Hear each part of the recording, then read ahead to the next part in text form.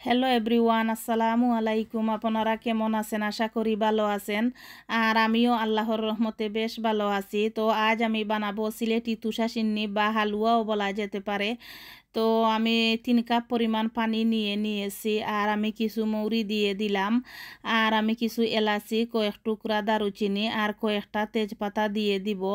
দিয়ে আমি পানিটাকে জাল করে আমি 1.5 কাপ পরিমাণ করে নিব।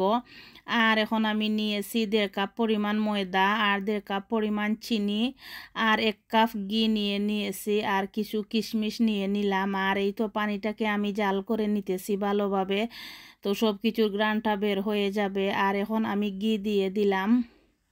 একটি প্যান বসিয়ে প্যানটা গরম হয়ে গিয়েছে আর ঘিটাও গরম হয়ে গিয়েছে। এখন আমি 1.5 কাপ পরিমাণ যে ময়দা রেখে দিয়েছিলাম এই ময়দাটা আমি দিয়ে দিলাম। দিয়ে আমি ভালোভাবে ময়দাটাকে বেজে নিব। ভালোভাবে ভাজতে হবে। আর ভালোভাবে ভাজা হলে তুষা সিন্নিটা খেতে অনেক বেশি ভালো হয়। তো আমি এখন ভালোভাবে বেজে নিব। আর তুষা সিন্নি বানাতে হলে সব কিছুর পরিমাণ সমান থাকতে হবে। 1.5 কাপ ময়দা, 1.5 কাপ চিনি আর আমি ঘিটা 1.5 কাপ দেই নাই, 1 কাপ দিয়েছি। আর আপনারা চাইলে 1.5 কাপও দিতে পারবেন। তো আমি ঘিটা একটু কম দিলাম। আর এই তো ময়দাটা ভাজা হয়ে গিয়েছে। তো পরে আমি কিশমিশটাও দিয়েছিলাম। দিয়ে কিশমিশটাকে ভেজে এখন আমি পানিটাকে দিয়ে দিলাম। আর আমি 1.5 কাপ পরিমাণ পানি দিয়েছি। আর ময়দাটা যত বেশি ভাজা হবে তত তুষা সিন্নিটা খেতেও মজা হবে। তো ভাজতে গিয়ে যদি আবার পুড়ে যায় তাহলে আসলে আর ভালো লাগবে না।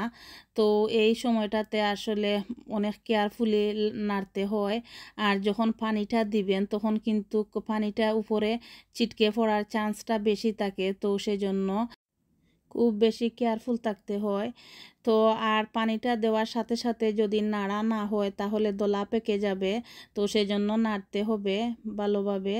আর এই তো আমি পানিটা দিয়ে ভালোভাবে নেড়ে চেড়ে আর এই তো হয়ে গেছে তুষা সিন্নিটা। আর এই তুষা সিন্নিটা বানাতে একদম কম সময় লাগে আর খেতে অনেক মজা হয়। তো আপনারা চাইলেও এভাবে বানিয়ে নিতে পারবেন। আর আমি এই তুষা সিন্নিটা বানালাম আমার ননাসের বাসায় যাব ফ্রান্সে। তো আমি ওনার জন্য বানিয়েছি, ওনাদের জন্য নিয়ে যাব। আমার ননাস এই ধরনের খাবার আসলে অনেক বেশি পছন্দ করেন। আর আসলে এই ধরনের খাবার বিদেশের মাটিতে সবাই বানাতেও পারেন না।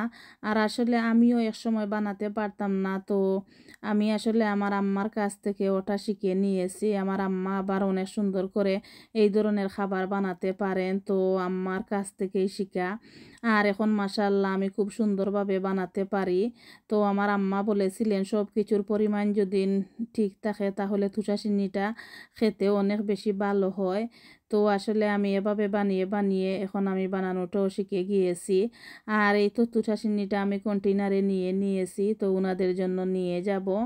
তো ভিউয়ার্স, আজকের ভিডিওটি ছিল এ পর্যন্ত। আপনারা সবাই ভালো থাকবেন আর আমার পরিবারের জন্য দোয়া করবেন। আর আমিও আপনাদের জন্য দোয়া করি। আল্লাহ সবাইকে ভালো রাখুক, সুস্থ রাখুক, নিরাপদে রাখুক।